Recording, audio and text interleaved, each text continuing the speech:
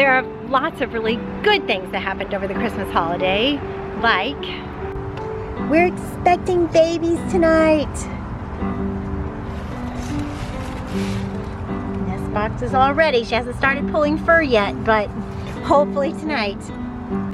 There is a cool front coming in, a cold front coming in, so I'm really hoping she has these babies before the cold front slams in, but I don't know if I'm gonna get that wish or not. We'll see.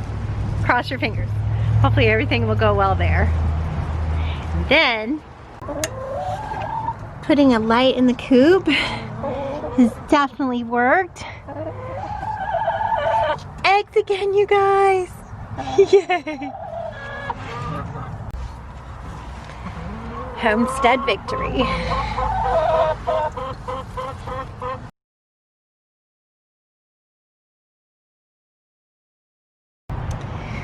We have tomatoes in December, thanks to these great container tomatoes. Tasmanian chocolate. I've been carrying them in and out as it freezes. Seeing how long I can make them last. The winter garden is getting potted up. Late winter, spring garden. Here in Dallas, Texas, we have to make room under our grow lights for those tomatoes and hot peppers, bell peppers that are going to be started, believe it or not, in mid-January, which is just around the corner. Now that was some of the good news. And we are always thankful. Now for some of the really tough things that happened over the Christmas holiday. We lost our beautiful Duke tonight. And 2 other chickens over there. Bobcat, probably. Just didn't lock up the coop early enough, and they just strike fast. So, hard night on the homestead tonight. Lost our Duke. Bummer. Got 2 over here that are scared to death. Hopefully they're okay though. You girls okay? It's okay. It's okay. You girls alright? I think they're okay. Let's get you in this coop locked up. Oh.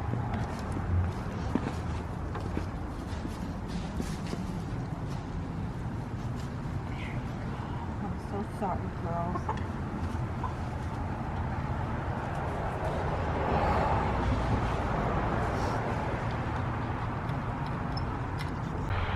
Hey you guys.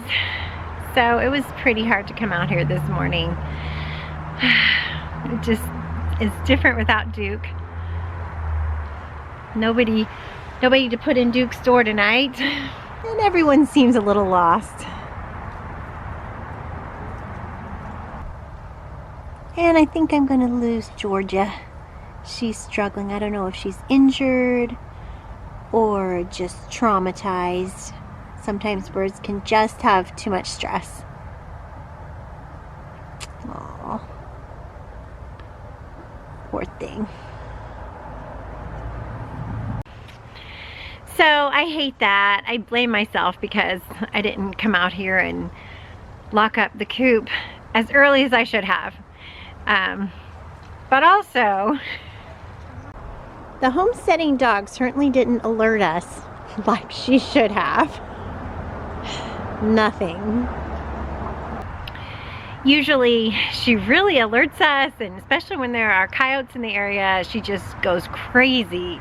And nothing last night, but oh well, that's okay. Those bobcats are pretty silent, pretty quiet in their stealthy approach to a homestead, and they get after it pretty quickly, so that's all right. And I do blame myself, but you know, eventually you're gonna let your guard down. You just can't keep it up all the time, constantly, and you know, get them locked up at a certain time always. You're eventually gonna let your guard down. So, but it's part of farm life. If you're you know, if your heart isn't prepared for some sorrow and some loss, then you don't belong in this homesteading life, right? So it's just part of it. So, but I may get knocked down, but I don't stay down for long. So I went today and I dusted off my incubator, my homemade incubator. I'm a little bit afraid that it's more of an easy bake oven than an incubator, but I'm working with it, trying to figure out how I can regulate the temperature better, and I'm gonna maybe incubate the rest of Duke's eggs, the ones we had saved, and try to get another rooster from that. So we'll see. Or I have a friend, Bluebonnet Poultry, that has some eggs from her rooster, and she might send those my way. So we'll see. So I know you guys are dying to see this incubator, so let's go look at it. We made this incubator, me and my hubby, in May. And so I'm not going to tell you exactly how to put it together each step, because we have a video about that, and because first I want to test it out and make sure that it's going to really hatch some good eggs. So the basic principle of it I'll show you is we put a little window with from a picture frame. Inside we have the ice cube trays, so you can control the humidity. Some are filled with water. And then I just put a rack. This is from a rabbit enclosure for them to stand on. Okay, so that keeps it. And then I got some like placemat, shelf material stuff, so your dishes don't slip around. Just put that in the bottom, because that's what the chicks are going to hatch out onto. All right, and then I'm going to put these egg cartons with the eggs in them, so I can put 8 eggs in each carton. So I'm going to have one on either side. You have to keep the eggs rotating back and forth, or the embryo will like stick to the side of the egg. So 2 to 3 times a day. I'm going to do it 3 times a day. I'm going to rotate the eggs. So the way I'm going to do that is I am going to prop it up like this, prop the egg carton up like this, and then the next time at lunchtime I'm going to come and do this so that they'll move around a little bit. So you got to keep them turned. So I've got a little block for each of those. And then the way it's heated, oh, thermometer, can't forget that. So you can tell, keep it at 99.5 is the best temperature, but anywhere from 98, 100 is okay to fluctuate a little bit. So I'm gonna put that in there, and the humidity should stay at 50%. So that's in there, so I can just look in the window and see the temperature, what the temperature is. And then it's going to be heated with a bulb that is on a dimmer switch. And again, I have specific directions on how to wire it all up, but I'm not going to go into that right now. So before I give you all the instructions to this neat incubator, before you go build it, I want you to know that it works. So we're going to go through some chicks and go 21 days and make sure we hatch them out successfully before I give you the specific instructions. So I tried to look at commercial incubators and see what they had. So I bought a little computer fan, which you could get out of a computer if you have one you're not using. And again, I'll list all the specific instructions and sizes and everything if this actually works. Okay, and then I got an AC adapter. And so we are just going to wire this AC adapter up to this fan. And I put some little screws in there to mount it. Nails, sorry, in there to mount it there, just so that we can get circulation. So we need 50% humidity, so I'm just going to drip squirt some water into the ice cube trays so I can raise the humidity just a little. Oops, just a little bit. Okay. Now I'm going to see how the temperature holds with the fan in it, because we just added the fan, and then we'll be ready for eggs. Okay, let's leave it and see if it holds temperature. I decided to go on a farm adventure with my kiddos because there is nothing that lifts my spirits more than meeting other homesteaders and, well, goats.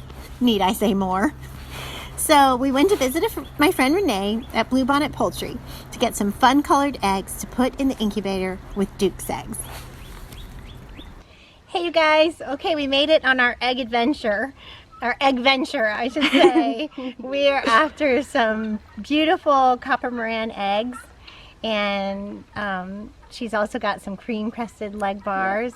So she specializes in copper Moran, which lay the dark eggs, and the cream crested lay the pretty blue eggs. Yes. Right? Yep. So this is Renee from Bluebonnet Poultry, and I'm so impressed with her because I love it when young people do business of their own and homestead and make their homestead profitable. So that's really cool. And she also has goats. So that's really exciting. She has been educating me on goats, and I'm hoping maybe if her goats have babies, perhaps, and I can get my shelter built, then perhaps I could get one of her goats. You can. Yes, that would be fun. Hopefully they're pregnant. Yes. Because I don't know for sure. So. Yeah, they were with the buck. For a month. Like a month. Yes. Somebody else's buck. Yes. So they should all be pregnant, so we can't wait to see. And he was a handsome fellow. All right, so we're going to go get our eggs, but I wanted to show you guys her goat shelter.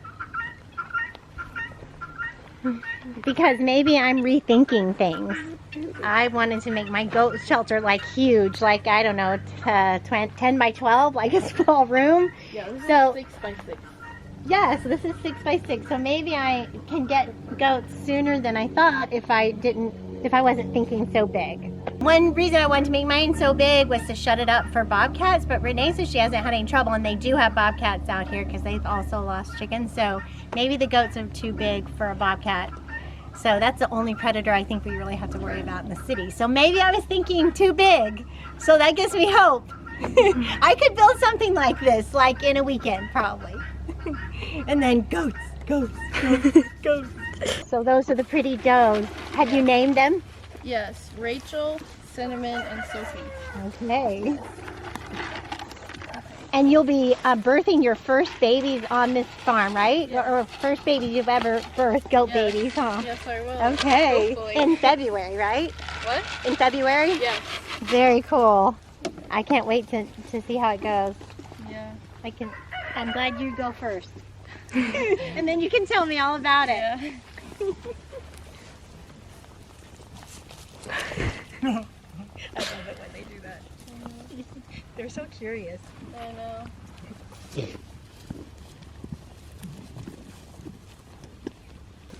Playing with her something. Now these two don't have horns, and this one, will she grow big horns? I don't know. She was just budded, but they didn't do it properly. Oh, okay, so she'll So probably they grew just keep back. little horns. Yeah, okay. Yeah, probably.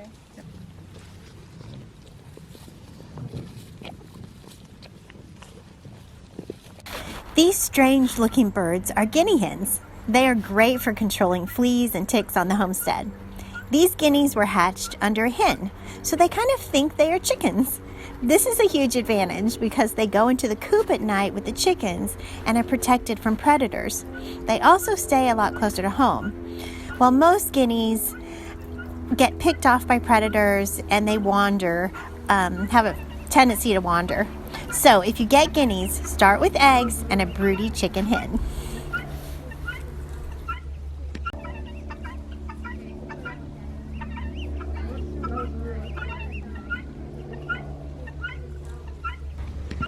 So here are my eggs, and these ones are a cross between Easter eggers, Americanas, and of course my cream crested leg bar, which had a blue egg laying gene in him. And then these are the eggs from my friend Renee at Bluebonnet Poultry.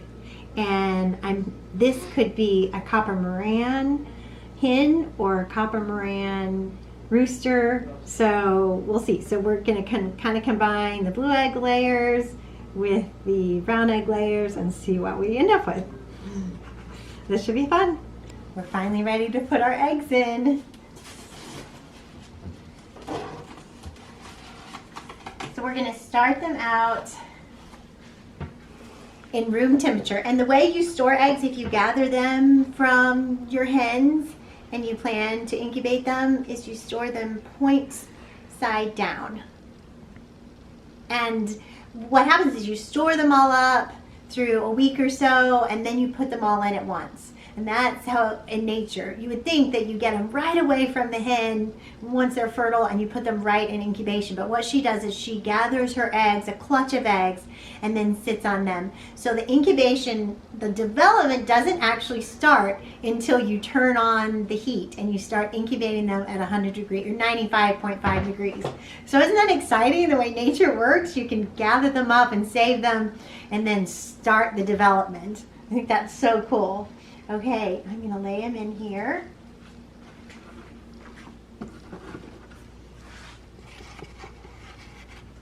So we're going to start out at room temperature, and then we're going to build up the heat. They said, I read an article that said don't put them right in your incubator at 100 degrees. I'm trying to keep them spaced. Okay, that's all right. That'll work. My idea is to keep them moving by taking these egg cartons and kind of shifting them this way and shifting them that way with these blocks. So we're going to start out that way, and then 2 or 3 times a day I'm going to come and just do this. And that moves the embryo away from the side of the shell so it doesn't get stuck there. So you have to keep, I guess the hen keeps rotating them naturally. She reaches under there with her beak. I've seen it before, and kind of moves them all around. So she keeps them turning. So that's what I have to do by hand now in the incubator. Okay, let's go for the blue ones.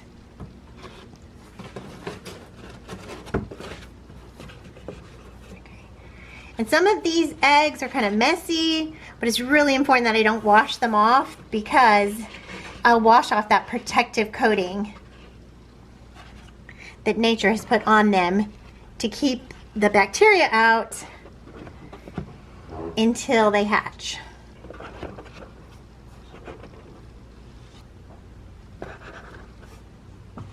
So fun. Okay, I'm gonna put them in the same as the other one, I think.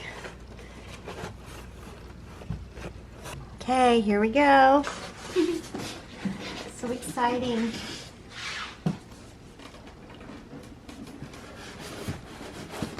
Okay, so I'm going to turn it on the lowest and then start increasing the heat.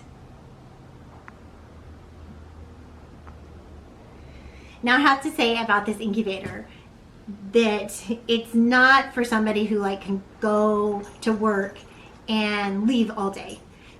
Because it doesn't have a thermostat that regulates it. So, but if you work from home, like we're here all the time working from home, so we feel like we can keep the temperature regulated. We're cross your fingers, we're hoping. And to help me, I'm kind of starting to see, I have it right under my thermostat. So like at 70 degrees, I'm going to have the line, I put a line on it, I'm going to have the line right there. And when the thermostat says 65 degrees, I'm going to have it right there. So I'm marking it as I go to help me to regulate the temperature. So, all right. So exciting. Baby chicks in December. No, in January. Baby chicks for the new year. New beginnings. That's just what 2021 needed.